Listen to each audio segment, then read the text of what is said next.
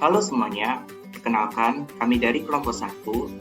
Dalam video ini, kami akan memaparkan materi mengenai fat splitting dalam rangka memenuhi tugas pada mata kuliah teknologi oligimia. Di sini, kami terdiri dari 3 orang. Pertama, nama saya Richard Felix Jonathan Sinaga, NIM 190405130. Kedua, ada teman saya Irmauli Seringo-Ringo, NIM 190405067. Dan yang ketiga, ada teman saya yaitu Sylvia Veronica Bursendiring, NIM 190405069.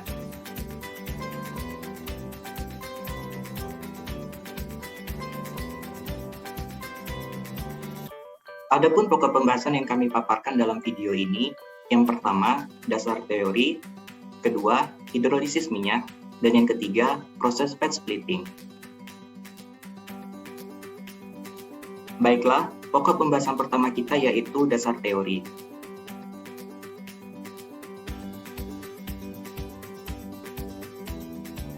Sebelumnya, kalian sudah pada tahu belum apa itu minyak, bagaimana wujud dari trigliserida, dan bagaimana proses pembuatan asam lemak? Jadi, minyak merupakan substansi dari tumbuhan dan hewan yang terdiri atas ester gliseril dari asam lemak atau trigliserida yang tidak dapat larut dalam air. Wujud dari trigliserida dapat berupa padat maupun cair. Hal ini tergantung kepada komposisi asam lemak yang menyusunnya. Dalam pemakaiannya secara umum, trigliserida yang berbentuk padat atau semi padat pada suhu ruangan disebut dengan lemak. Sedangkan yang berbentuk cair pada kondisi yang sama disebut dengan minyak. Proses pembuatan asam lemak dari minyak dapat kita lakukan dengan cara hidrolisa. Pada proses hidrolisa minyak, air memecah gugus alkil dalam trigliserida minyak dan gliserol. Reaksi hidrolisis minyak dapat dilakukan pada tekanan rendah dan suhu rendah. Akan tetapi, reaksinya berlangsung lambat, sehingga diperlukan katalisator. Katalisator tidak diperlukan jika hidrolisis dilakukan pada tekanan dan suhu tinggi. Hal ini disebabkan karena kelarutan air dalam minyak makin meningkat pada suhu yang tinggi sehingga mampu memecah trigliserida dalam minyak.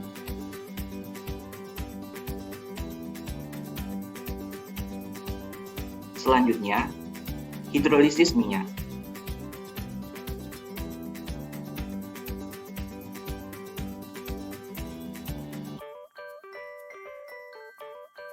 Hidrolisis lemak dan minyak berhubungan dengan pemisahan triasil gliserol menjadi unsur asam lemak dan gliserol yang direaksikan dengan air. Untuk memproduksi dari bahan baku lemak atau minyak, lemak dan minyak dihidrolisis dengan menggunakan steam dan prosesnya. Dapat kita lihat bahwa ini merupakan contoh dari reaksi hidrolisis trigliserida, di mana reaksinya ialah trigliserida ditambah air menghasilkan fatty acid ditambah gliserol.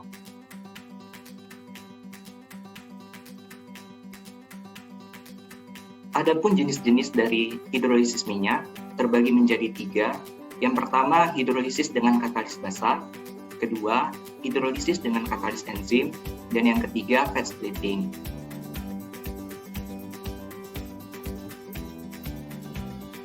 Baiklah, jenis hidrolisis minyak yang pertama ialah hidrolisis dengan katalis basa. Pada umumnya, sabun diproduksi melalui hidrolisis alkali, alkali lemak, dan minyak, dan proses ini dikenal sebagai proses saponifikasi. Produk sabun yang dihasilkan melalui proses netralisasi asam lemak melalui proses fat splitting. Biasanya, untuk hidrolisis katalis basa menggunakan alkali dengan catatan yang perlu kita perhatikan adalah bahan baku asam lemak yang digunakan harus sensitif terhadap panas. Hidrolisis alkali direaksikan dengan basa dan direflux selama 1 jam, kemudian diasidifikasi hingga dihasilkan produk sabun. Ini merupakan salah satu proses yang sederhana, cukup untuk menghasilkan fatty acid.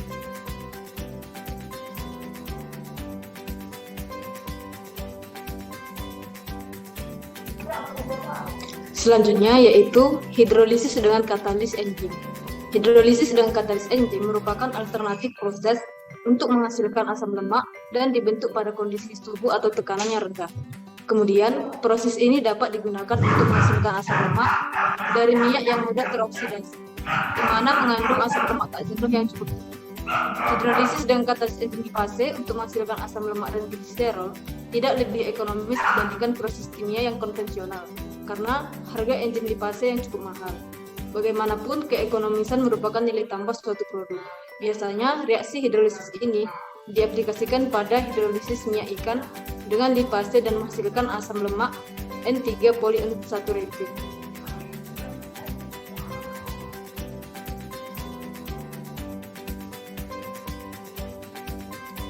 Selanjutnya yaitu fat splitting. Fat splitting merupakan hidrolisis trigliserida dari lemak dan minyak dengan kenaikan temperatur dan tekanan menghasilkan asam lemak dan gliserol.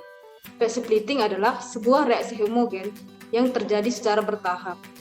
Fat splitting merupakan reaksi reversibel. Asam lemak berpindah dari trigliserida satu persatu dari tri ke di dan di ke mono. Selama tahap awal, reaksi berlangsung perlahan-lahan, terbatas dengan kelarutan air dalam minyak yang rendah. Pada tahap kedua, reaksi berlangsung lebih cepat karena kelarutan air yang lebih besar dalam asam lemak. Tahap akhir ditandai dengan laju reaksi berkurang sebagai asam lemak bebas dan gliserin mencapai kondisi kesetimbangan. Pada titik kesetimbangan, tingkat hidrolisis dan reesterifikasi adalah sama. Gliserin harus diambil secara kontinu agar reaksi sempurna.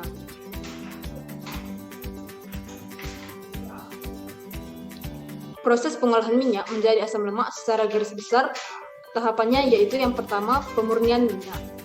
Tahapannya dengan membebaskan fosfatida dengan asam fosfat, lalu pencucian untuk menghilangkan kelebihan asam fosfat. Perlu penggunaan tanah aktif untuk menyerap logam berat dan menghilangkan kotoran seperti getah atau gam, sabun, dan padatan. Untuk bahan olah minyak sawit, minyak inti sawit, minyak stearin sawit pada tahap ini sudah tidak diperlukan, karena biasanya sudah diolah di daerah penghasil. Minyak yang sudah dibersihkan kemudian diuraikan menjadi asam lemak dan gliserol dengan menambahkan air yang sudah demineralisasi atau proses hidrolisa.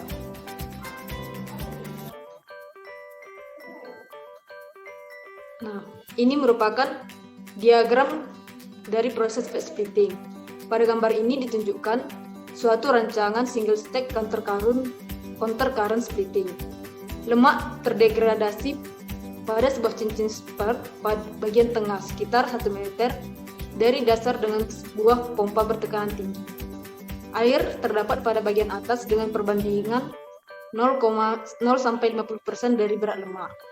Kemudian, pada temperatur pemisahan yang tinggi, yaitu sekitar 250-260 derajat Celcius, cukup menjamin penghancuran fase air pada minyak. Volume kosong pada menara digunakan sebagai tempat reaksi. Lemak mentah lewat sebagai fase yang saling bersentuhan dari dasar atas menara, sementara cairan lebih berat mengalir turun sebagai fase terdispersi dalam bentuk campuran lemak dan asam. Derajat pemisahan dapat dicapai hingga 99%. Proses kontinu counter current tekanan tinggi memecah lemak dan minyak dengan lebih efisien daripada proses dengan lama reaksi 2-3 jam.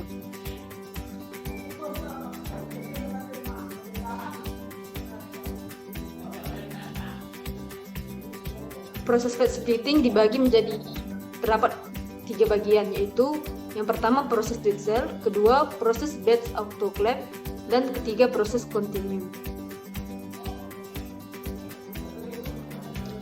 Proses Dietzel. Proses ini merupakan proses pertama yang ditemukan untuk pemisahan minyak.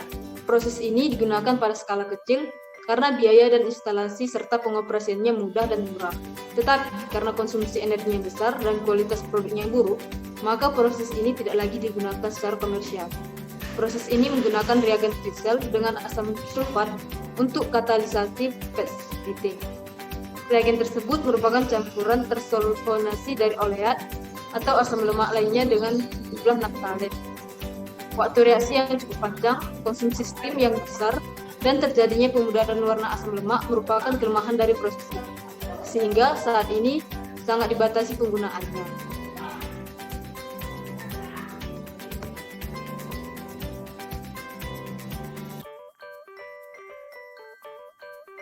Selanjutnya adalah proses batch autoclave. Proses ini merupakan proses komersial tertua untuk pemisahan minyak berkualitas tinggi dan menghasilkan asam lemak yang berwarna terang. Proses ini lebih cepat dibandingkan dengan proses Twitchell, karena dalam pengoperasiannya, autoclave diisi dengan bahan-bahan yang diperlukan seperti minyak, air, katalis. Lalu kemudian autoclave-nya kita tutup sebelum dilakukan pengoperasian. Steam diinjeksikan untuk menghilangkan udara terlarut. Injeksi steam dilakukan secara kontinu pada bagian bawah untuk mendapatkan pengadukan dan tekanan operasi yang diinginkan. Kemudian setelah pengoperasian selesai, isi dari autoclave kita pindahkan dalam pengendap, di mana terbentuk dua lapisan. Metode perhitungan pemisahan antara produk atas dan produk bawah adalah berdasarkan perbedaan densitas serta nilai kelarutan dari masing-masing komponennya. Kemudian, asam lemaknya kita keluarkan dan gliserolnya kita tinggalkan dalam pengendap yang kemudian akan kita tambahkan dengan asam mineral untuk menghasilkan sabun. Dan selanjutnya akan kita bilas sisa asam mineral yang tersisa. Selanjutnya proses continuous. Proses continuous atau yang biasa lebih dikenal dengan Colgate-Emery merupakan proses pemisahan minyak dengan tekanan tinggi secara kontinu dan dengan aliran counter current. Proses ini merupakan proses yang paling efisien dari semua proses pemisahan minyak. Karena pada proses ini menggunakan tekanan dan suhu tinggi, sehingga waktu reaksi yang digunakan itu relatif singkat, yaitu hanya sekitar 2-3 jam. Kemudian, aliran minyak dan air yang dilakukan secara berlawanan arah ini menghasilkan pemisahan berderajat tinggi tanpa menggunakan katalis. Dalam reaksi ini, terjadi pemudaran warna asam lemak. Itu dikarenakan pertukaran panas internal yang cukup efisien, dan proses ini cukup ekonomis dalam penggunaan steam. Selanjutnya, saya akan menjelaskan tentang kelebihan dan kekurangan dari ketiga proses batch splitting tersebut. Yang pertama itu proses Twitchell. Pada proses Twitchell memiliki kelebihan yang pertama itu biayanya murah, karena alatnya sederhana dan juga harganya tidak terlalu mahal. Kemudian, instalasi dan operasinya mudah untuk dilakukan. Selanjutnya, konversinya kurang lebih 95%. Adapun kekurangan dari proses Twitchell ini mengkonsumsi steam energi cukup besar, dan juga kualitas produknya rendah, karena cenderung memproduksi asam lemak yang berwarna gelap. Kemudian menggunakan katalis, dan waktu reaksinya relatif lama, yaitu 36-48 jam. Yang kedua, proses batch autoclave.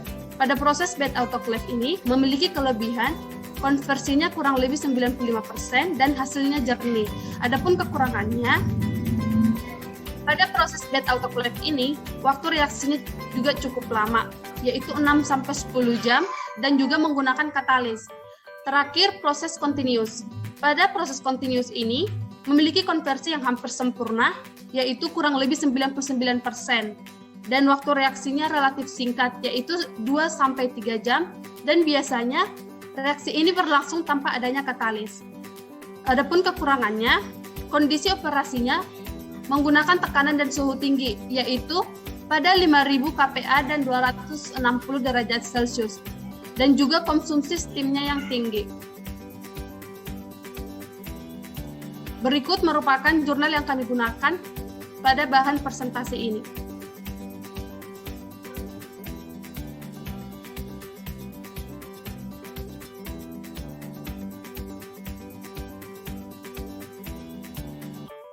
Demikian video yang kami paparkan. Semoga dapat bermanfaat bagi yang menonton. Kami mohon maaf apabila ada kesalahan dalam menyampaikan maupun memaparkan video ini. Kami ucapkan terima kasih.